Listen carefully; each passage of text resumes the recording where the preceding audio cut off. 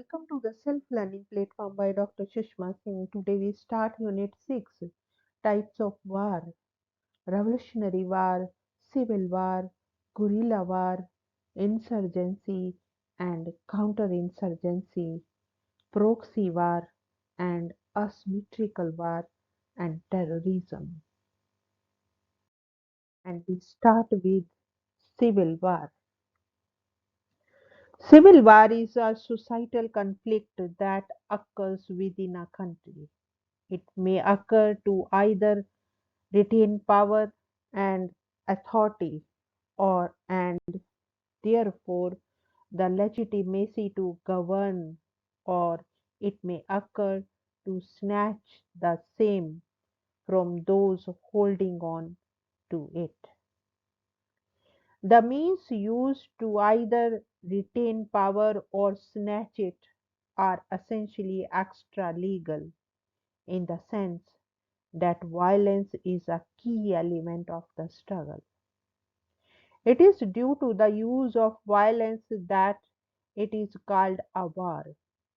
It is civil because it is located in the society and deals with the future of the society concerned. It is not a war that is international or one that involves two or more nation states. Civil war may either be a spontaneous phenomena or a deliberately planned one. In a number of states where there is instability in the political systems, spontaneous uprisings may result in the sudden overthrow of governments. One or the other group may fill up the resultant power vacuum and fighting may rage between them for several years. A planned civil war, on the other hand, is a systematic struggle that is deliberately structured. Why does a planned civil war take place? Two reasons have been given for such an occurrence. Both these are reasons assume that the ultimate objective of the fight is to seek a change in government, capture authority, not just war, and gain legitimacy. These reasons are there do not exist normal and effective channels for grievance redressal in an existing system of governance. It is also likely that any attempt to express one's grievances may be constructed as opposition to or a revolt against the authority and be crushed by use of force. A slow but certain feeling takes shape amongst the people that the only way to get the authorities to redress their grievances is to revolt, since all peaceful means have proven futile.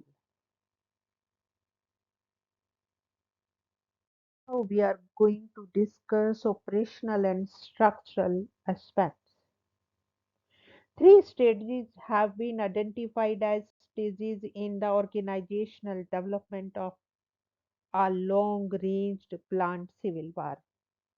These stages may be considered in terms of the stages required for planning and execution of a civil war, or in the context of the escalation of already existing violence. The first stage is the building up of a structure of resistance movement. In such a stage, the degree of violence may be sporadic and uncoordinated. There are several considerations that go into the building of a structure of resistance. Such a structure is usually a gladsome one. The density and the distribution of population would be one important consideration, especially in terms of deciding whether one has to conduct an urban or a rural operation. One part of the consideration of population is the ethnic composition of the people. The local customs and traditions have also to be noted, as they would determine the support base from the community at large. Along with the population, the geographical layout of land would also have to be considered to plan the method of operation. Given these considerations, the structural element that take shape would include the following: the civil leadership, military headquarters, intelligence, communications, propaganda, cadres, logistic support, fighting arms, and service providers like medical care, documentation, etc. The question of centralization or decentralization of the command structure is also a matter of consideration. The LTTE in Sri Lanka, for example, has a relatively well developed structure that has a centralized command structure. The second phase is the application of violence. At this stage, the structure is usually in place and the guerrilla activities, including underground movements and the spottage, start. The targets are usually centers that represent the authority of the state, like the communication centers, police stations, government offices, etc. The techniques used by these fighters are usually organized along military lines. One of the critical elements in the method of creating terror is the way in which population responds. The selective use of terror and the counterinsurgency operations conducted by the state need to be understood. The success of civil war is to get the population to oppose and hate the counterinsurgency operation through means of propaganda and violence. People constitute the key support to the fighters. If they lose that base, they have lost the war. Hence, the revolutionaries or insurgents have to ensure that the people are likely to turn against the state rather against the fighters. In modern times, most insurgent operations have blatantly used the cause of human rights violation as a weapon to target the state apparatus. Insurgents are able to gain sympathy internationally if they cry out against real or imaginary human rights violations by the state. There are several instances in Kashmir and the northeast insurgent activities where the call for human rights have been misused by terrorist outfits through proxy. The third phase is a crucial phase. Now the insurgency comes out in the open. It is the last stage to how gain power and is done publicly. The civil war may end successfully, by gaining control of the government or may get destroyed in the bargain. However, the success may bring its own problems.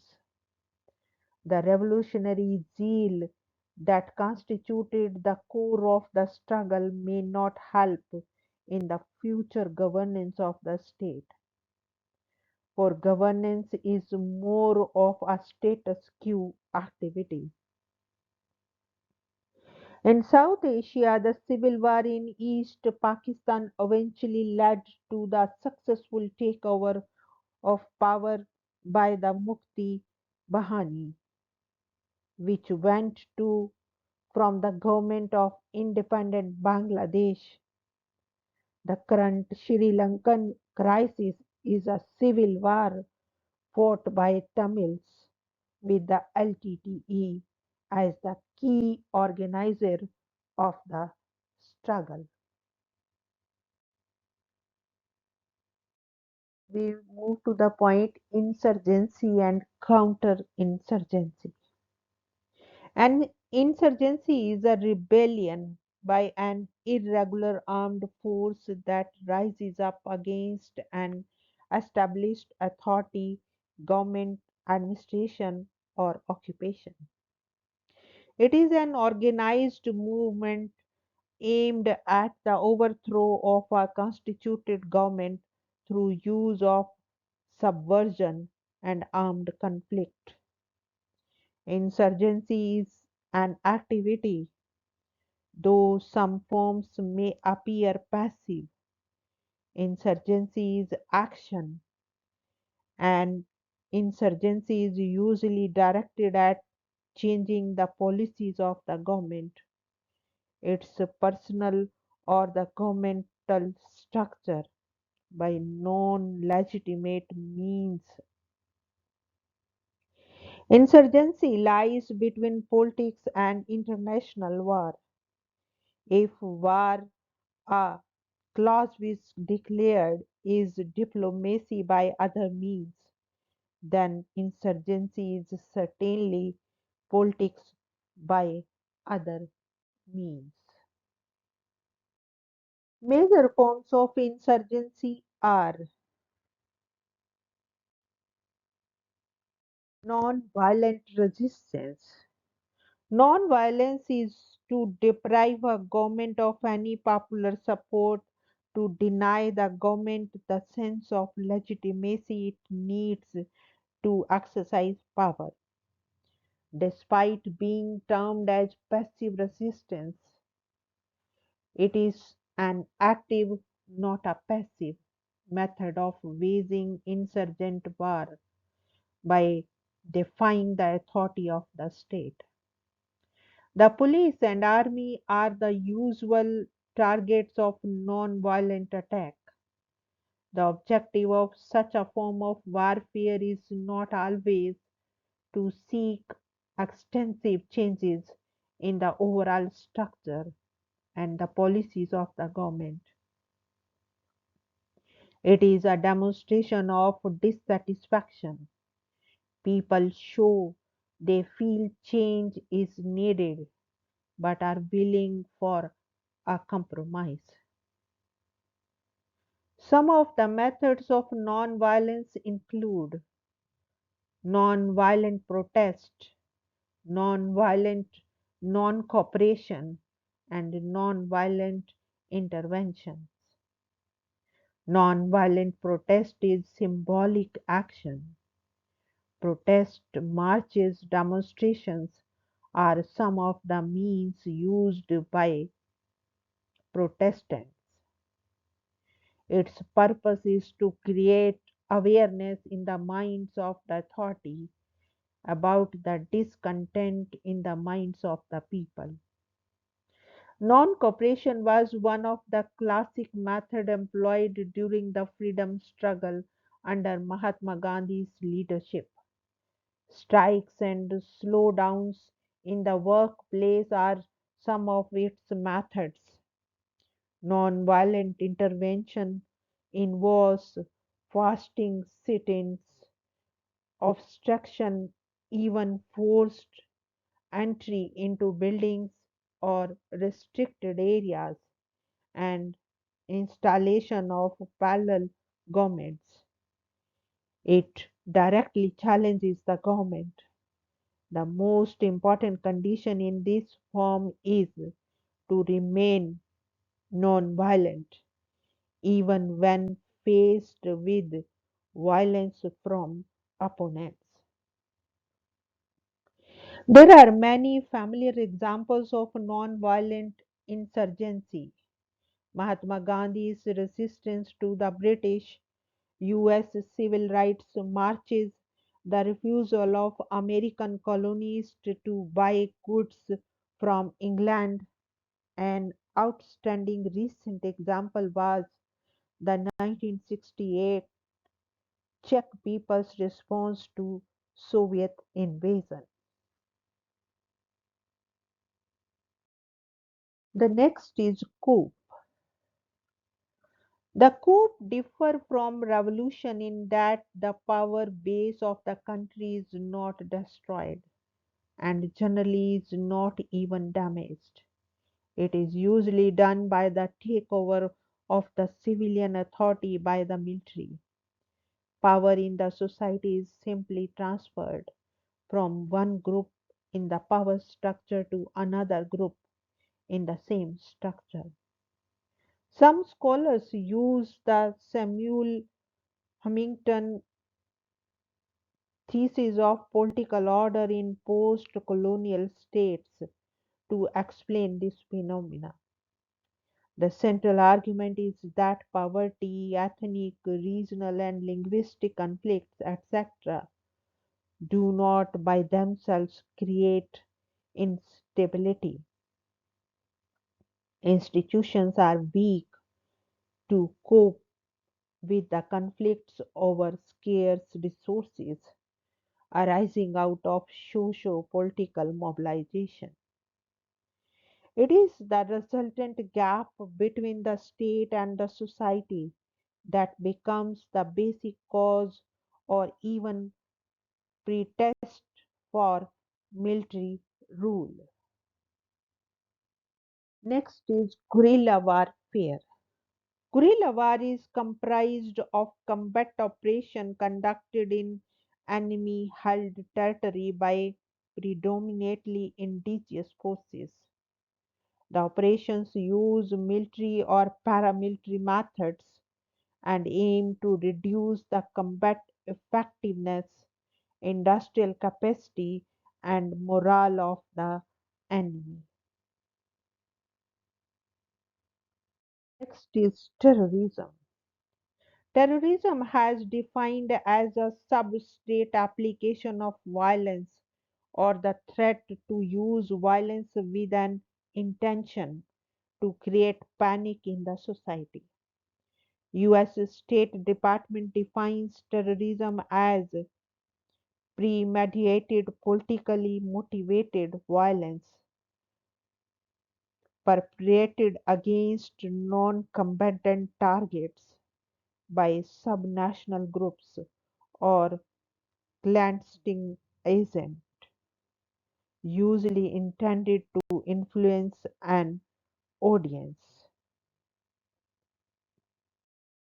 Next is revolutions. Revolutions shake the politico-social order in the society. Revolution, as we observed, is more than making right the things that were wrong.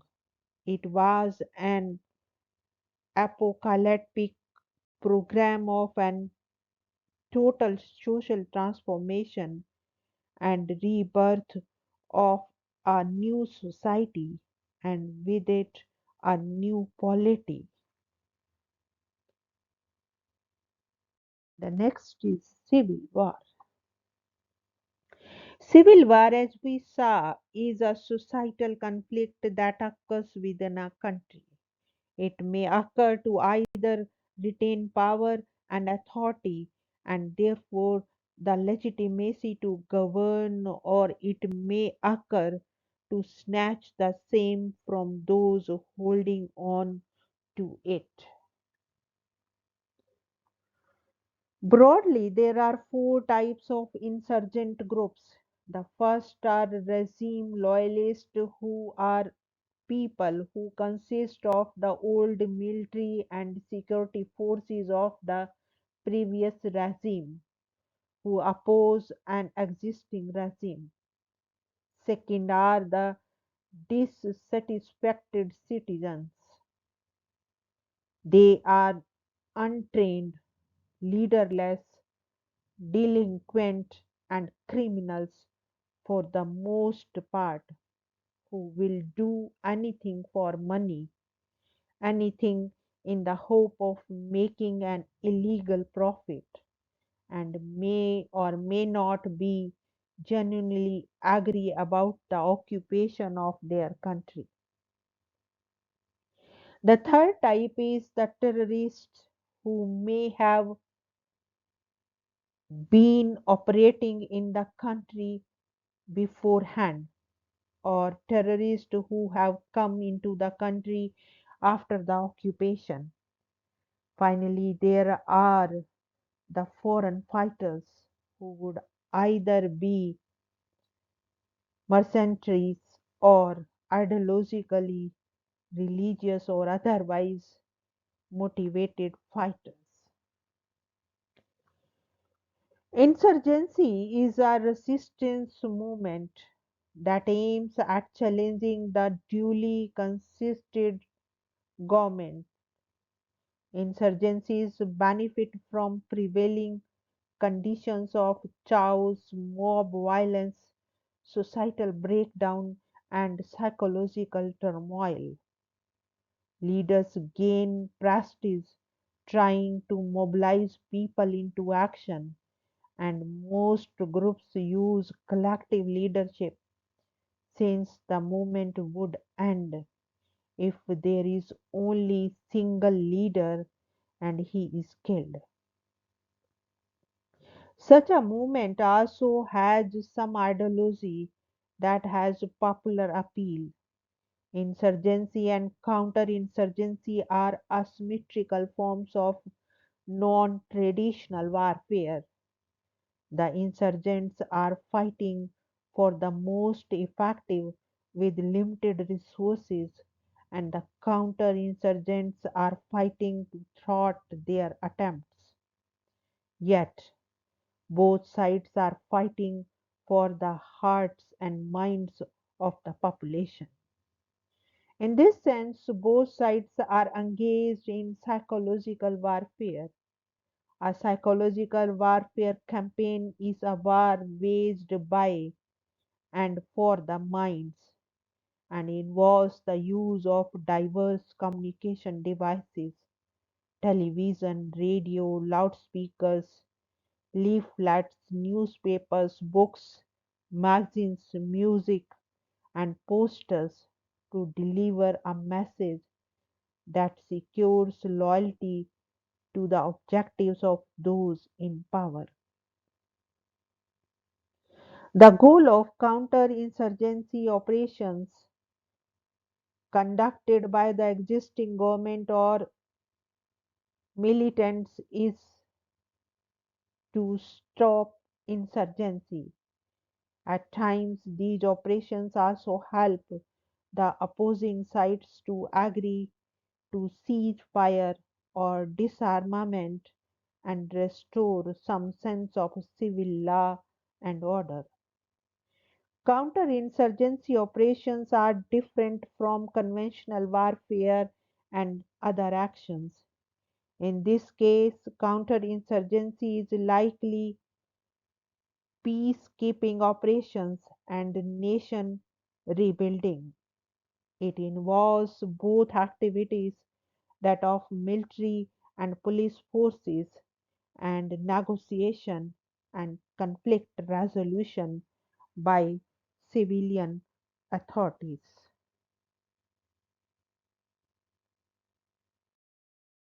Now we want to wind up this lecture. Thank you so much for your attention.